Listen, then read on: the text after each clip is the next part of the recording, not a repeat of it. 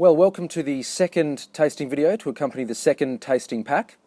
We've gone for a different selection of whiskies this time to show you what can be done with ages of whisky. Not just that age is always the best determinant of a good whisky, but the difference between whiskies that are older and delicate and whiskies that are younger and more intense. And to prove to you really that the notion that age is what determines the highest quality whisky is totally false. We'll kick it straight off with the 16-year-old Scarpa, and they've called it the Orcadian. And they've done so because it's from the Orkney Isles, which are the islands at the north of Scotland. In terms of whisky classification, the islands group is broken up into two, the island of Islay and the rest of them. So you can imagine that in that islands group, there's a lot of variation, depending on whether it's from the island of Mull or in this case, the Orkney Isles. And the difference here is that the Orkneys are very far north and they avoid a lot of that sea spray and intense peat that Islay and the southern islands have. We'll kick it straight off to smell. And that delicate nature just comes through straight away. What you usually expect from an Islay whisky would be instantly peat on the nose. Not so for this one. It's more the fresh, there's a bit of fruit, vegetation, that cut grass, fresh smell. But coming through in this one is it's definitely a fresh strawberry smell. Not like sometimes in whisky where we get the sort of candied fruit or confectionery sugar fruit smells. This is definitely a fresh strawberry smell.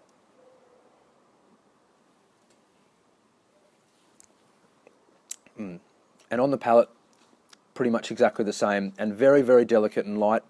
There's some more of those lighter peach and stone fruit flavours. Strawberry's definitely still there, but it's very, very delicate for an island whisky. And so if you've never had an island whisky from the Orkneys, definitely give this one a go. And if you were putting it off because you think you don't like islands because maybe Islay's too strong, or you like the more light lowland flavour, this one might be the one to segue you into drinking whisky from the islands.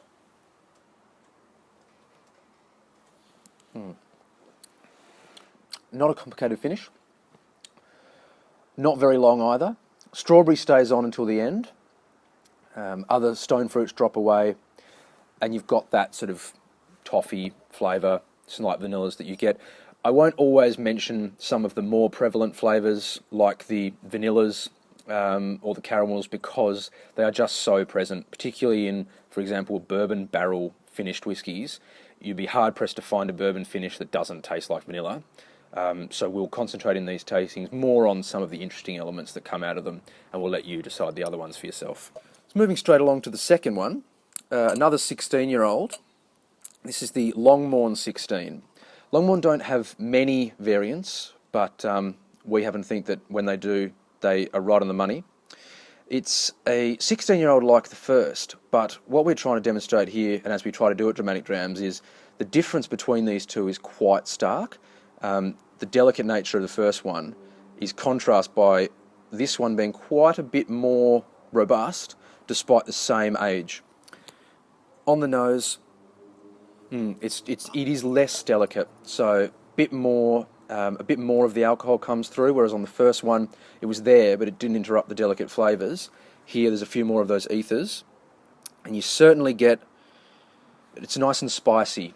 I think it's certainly got some nutmeg, cinnamon, a bit of clove, the ingredients that go into chai, really.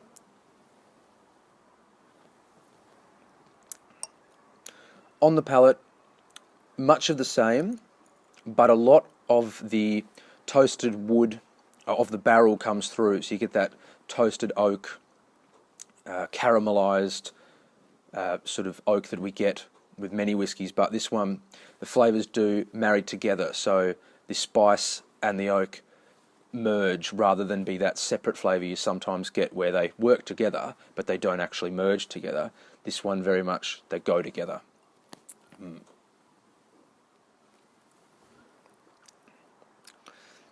Longer finish than the first, certainly. That would be partly to do with the higher noticeable alcohol flavours.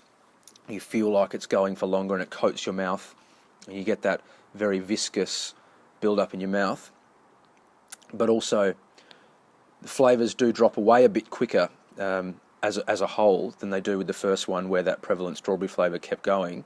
Here, still spicy, but the flavours become less identifiable as separate flavours.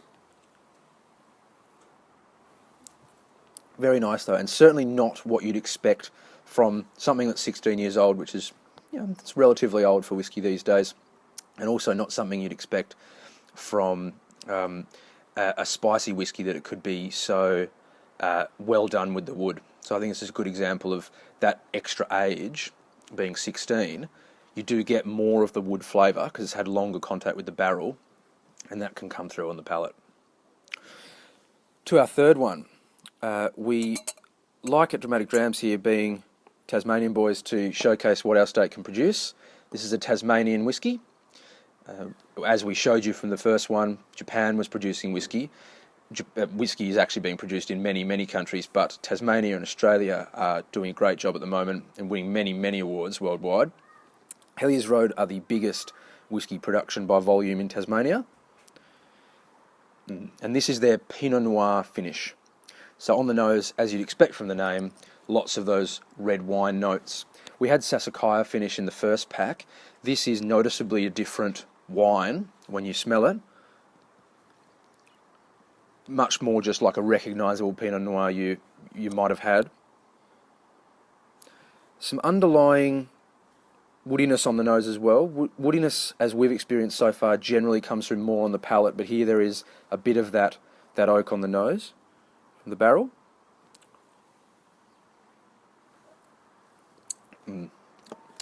Just very, very good. There's not much more to say about it. It's quite a simple whiskey in terms of its flavours. The Pinot Noir is dominant. If you like the Sassicaia finish from our first pack, or you've had other sort of red wine finish whiskies, then this is definitely for you. But they've just nailed exactly the right ratio of the alcohols and the wood from what you'd always get from whiskey and the red wine element. It is only finished in red wine barrels, so that means that there's going to be other flavours like the bourbon underlying from the barrel it's aged in predominantly. And with wine and other the non-basic barrels like port, sherry and bourbon, when it's finished in something else, usually it doesn't need very long, probably 6 to 12 months max, but it just imparts so much of that red wine flavour. Just a really good finish. This is one we would thoroughly recommend if you're thinking food pairings. This would go great with anything you'd normally drink red wine with, so just red meat and this would be a perfect combination. As I say, strong finish, ends well. It's definitely a sipping whiskey you could have with dinner, but perfect on its own. One of, in our opinion, Hellier's Road's best products. Moving along now to the fourth. We're continuing the theme of not having all Scottish whiskies. We're moving away from that here. This is a South Island whiskey from New Zealand.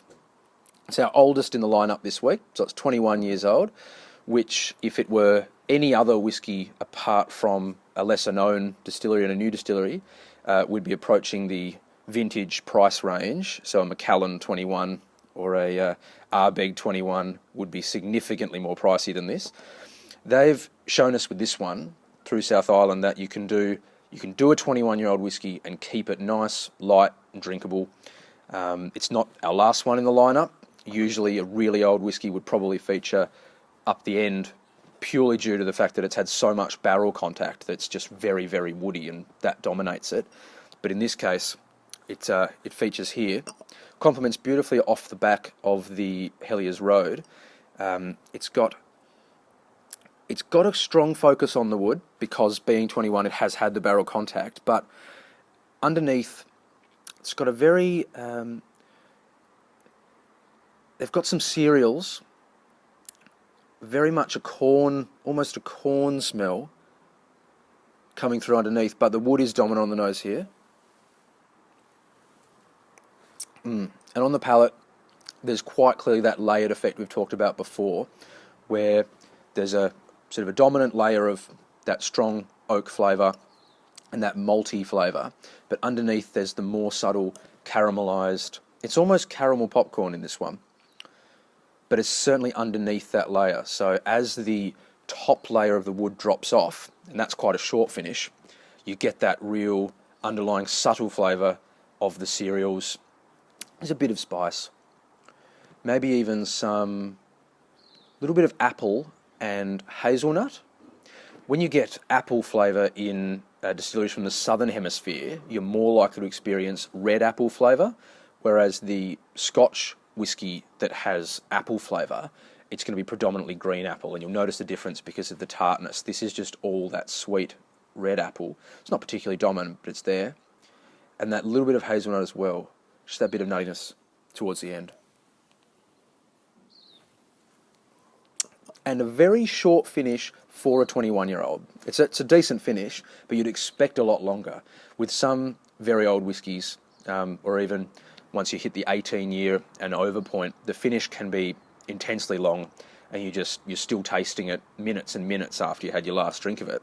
This one, it's not like that, but it's decent, and part of that finish is that the wood element drops away, and you get those underlying flavours. Very good. To our final one. This is the Anok Flauter. It's called the Flauter because a flauter is a device used in the harvesting of peat for the production of the whisky.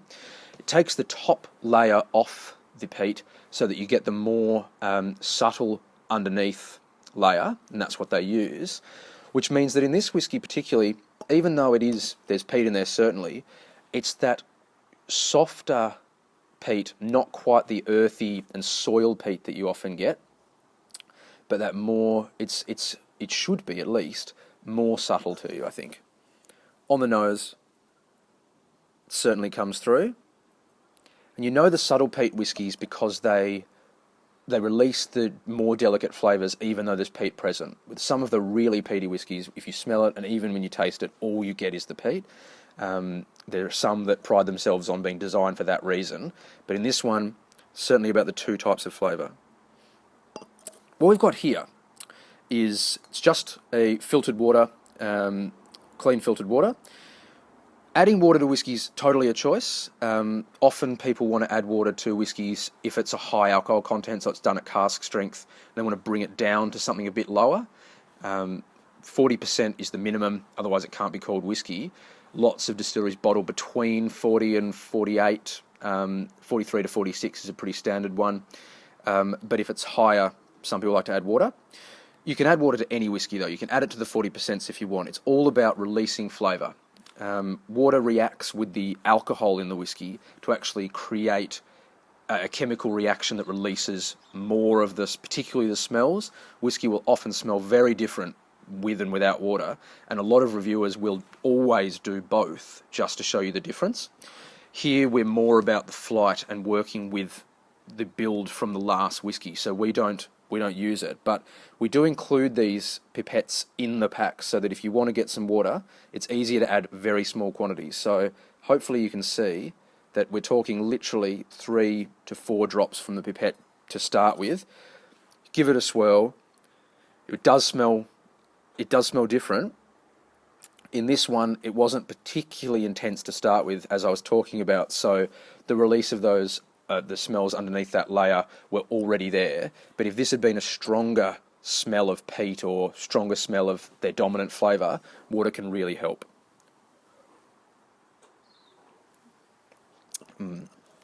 So on the palate, it's very much the same. As I was saying, on the nose, a delicate underlayer of that more caramel toffee, and over the top is the peat layer, but it is a more delicate peat than you'd expect. Anok have a range of these whiskies named after peat harvesting tools. This is, well, because of the nature of what the flauter is used for, this is not their peatiest. We'd encourage you to give all of them a try because they're all quite different, but they show you the different levels of peat. So if you can get your hands on anything by Anok that's named after a peat harvesting tool, it's going to be good.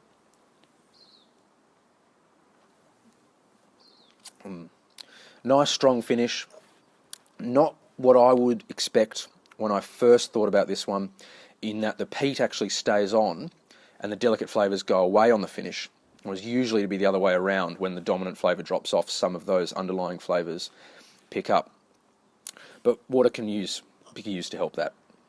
All we'd say is that while water reacts well with the whisky in terms of the chemical reaction, cold is a flavour and a smell suppressant. So a lot of people say, well, a lot of people now say definitely don't put ice in your whisky, but some people still think it's sort of the thing you do, like an on the rocks. We'd thoroughly recommend you never ever do that. It's just that if you want to get the delicate flavours, adding ice will instantly shut them down, and all you'll get is the dominant flavour, and that's it. And on the smell, you may as well not be smelling it if it's too cold.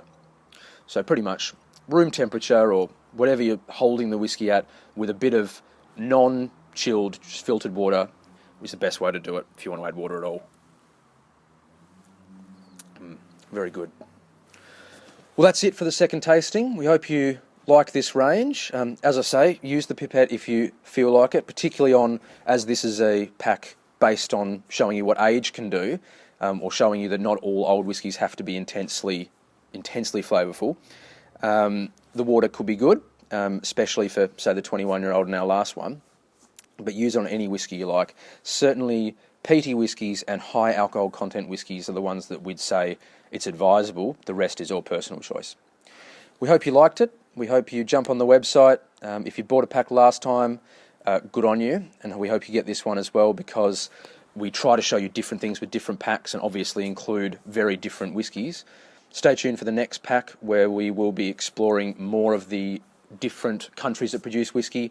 We'll obviously stick with a Tasmanian theme as much as possible, because being from Tasmania, they're the ones we sort of experienced first, as the new age of whisky, the golden age they're calling it.